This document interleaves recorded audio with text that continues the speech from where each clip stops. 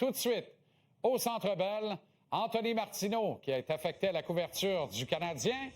Anto, soir de match, comment te portes-tu, mon ami?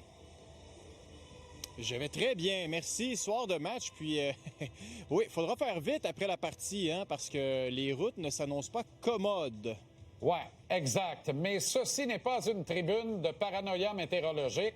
Parlons sport, non. Si tu le veux bien. Cole Caulfield pourrait, à compter de ce soir, abattre une marque qui n'a pas été vue depuis très longtemps à Montréal. Oui, tout le monde en tête, Jean-Charles, le plateau des 40, et on sait que Vincent D'Anfos est le dernier à l'avoir fait en 93-94. Il l'avait fait en 84 parties. On sait qu'à l'époque, c'était la norme, les saisons de 84 matchs, qui reviendront d'ailleurs l'an prochain aussi. Mais avant Vincent D'Anfos, il y a également un certain Max Pacioretty qui, lui, avait marqué 39 buts, saison 2013-2014. Déjà, tabarouette que le temps passe vite. Mais il n'avait pas disputé la saison en entier, en 73 parties. Alors, on peut croire qu'au rythme où il marquait, le bon Pacioretty, à l'époque, il aurait fracassé cette barre-là des 40 buts. Maintenant, parlons du présent. Cole Caulfield, qui, lui, est à un rythme présentement de, tenez-vous bien, pas 40, pas 41, pas 42, mais 49 filets cette année et 85 points. Autrement dit, il faudrait être malchanceux en tabarouette pour rater le 40. Maintenant, il en a 37 présentement. Avec un tour du chapeau, rejoindrait donc D'Anfos et dépasserait Pacioretty. Ce qu'il y a de plaisant dans le cas de Caulfield, Jean-Charles, c'est qu'il marque des buts, mais il est efficace également sur le plan défensif. J'ai en tête le fameux but contre, justement, les Kings de Los Angeles, le but gagnant de Nick Suzuki, où si Caulfield ne récupère pas la rondelle en zone offensive, ce but-là n'arrive pas. Vous avez vu juste là l'échappée de Cole Caulfield contre les Capitals, où il marque le premier but du match en faisant quoi? En bloquant un lancer. Alors, il marque, mais ne néglige pas le reste. Et c'est justement ce qu'a voulu lancer comme message l'entraîneur Martin Saint-Louis ce matin, le prenant même comme exemple pour ses autres joueurs. Quand même. Ça prouve qu'est-ce que j'essaie de vendre aux joueurs. Tu sais. Quand tu joues la game de la bonne manière, puis tu es un marqueur, tu vas continuer à marquer des buts, tu vas peut-être en marquer même plus. Tu sais, puis qu'est-ce que j'aime le coach, je trouve qu'il c'est sûr que tu as toujours été un marqueur de but, mais là, il joue la game plus complète. Aussi, offensivement, il est capable de distribuer la rondelle meilleur qu'il l'était avant. Puis il vole plus de rondelles. Fait que je trouve que sa game est plus complète. OK. C'est très intéressant et c'est très véridique, cette déclaration de Martin Saint-Louis. Parlons un peu de Kaiden Guhle maintenant, qui se destine peut-être à un rôle de défenseur gaucher d'une troisième paire. Va savoir, là, parce qu'on le voit mal devancer Lane Hudson ou encore Mike Matheson dans la hiérarchie. Pour l'heure, il peut s'insérer dans un top 4, mais ne jouant pas de son côté naturel ou obligeant un gaucher à ne pas jouer de son côté naturel. On ne connaît pas l'avenir dans le cas de Guhle. Ce qu'on sait, c'est qu'au passé récent, son nom circulait allègrement dans les rumeurs de transactions.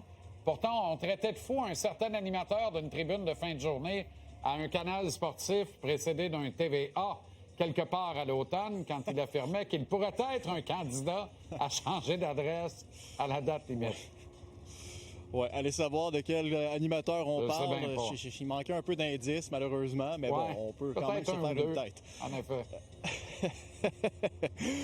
OK. Pourquoi Kaiden Guhle est visé par les autres formations qui veulent ajouter des jeunes défenseurs à leur alignement? Je pense que la réponse, elle est simple. Les défenseurs mobiles, qui sont physiques, qui savent bien bouger la rondelle, ils ne courent pas les rues dans la Ligue nationale. Kaiden Guhle est jeune, il a un profil, comme je viens de le dire, qui est atypique.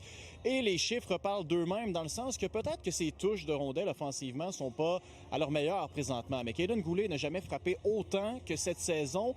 Et c'est d'autant plus important, ce rendement-là, lorsqu'on sait, Jean-Charles, et toi et moi, on en a parlé souvent ces dernières semaines, que Kaiden Guhle est l'un des rares chez les défenseurs du Canadien à être, ne serait-ce qu'un peu rugueux devant son filet.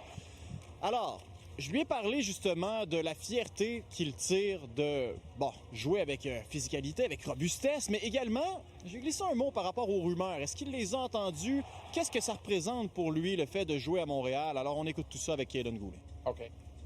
It's, that's why I got drafted. I think that's why I've made it to where I am today. I think just gritty style, playing hard. I think it's not, didn't want to change that side of my game, so it's definitely one of my better parts of my game. I feel like is playing hard, playing gritty, and it's definitely why I'm here today. It's best place to play. People ask you how it is, and the media and whatever, and you don't even go there. It's just the fans and the aura kind of in the building and in the city. It's unlike anything I've ever been a part of, ever seen. So it's special to play here. I love playing here. It's not definitely wouldn't want it any other way. Bon, à l'instar de tous ses camarades, il n'y a personne qui veut changer d'adresse dans ce vestiaire-là. Mais des fois, tu as un petit coup de semonce pour rappeler à tout le monde que c'est pas éternel. C'est un privilège de porter ce chandail-là et d'œuvrer dans une organisation qui est aussi en santé et qui s'en va autant dans la bonne direction. Des fois, j'ai l'impression que certains ont tendance à l'oublier et à prendre pour acquis qu'ils sont éternels ici à Montréal.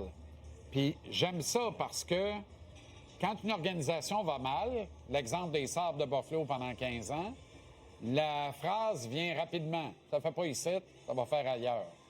Là, les Sabres de Buffalo, à la dernière date limite des transactions, il n'y a plus grand monde subitement qui était pressé de quitter le navire. Là.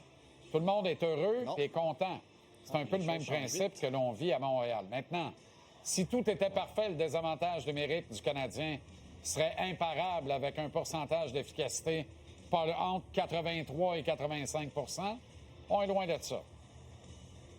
On est très loin de ça. Et si tout était parfait, on aurait un peu moins de sujets de discussion aussi. Alors, encore drôle, on prenons le sujet de...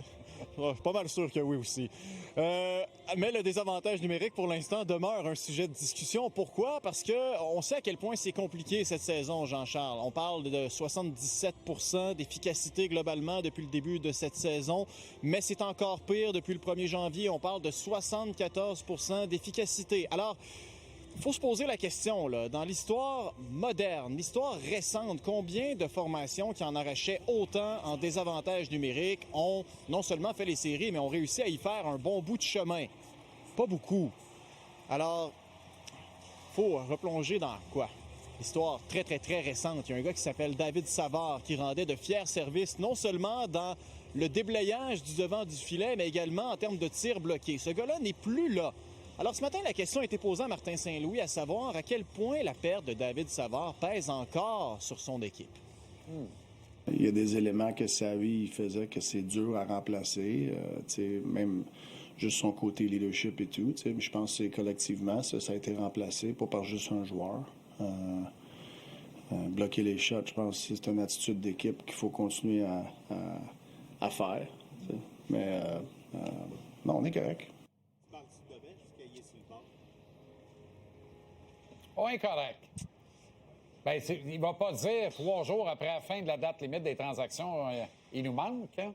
Ça aurait été si simple. Non, mais on le sait tous. Il est dans une forme exemplaire. Il est plus en forme qu'il y a 1 an à pareille date. Il est en game shape. Ouais. Il est là. Il est proche de la chambre, proche des gars. Anyway. Ouais.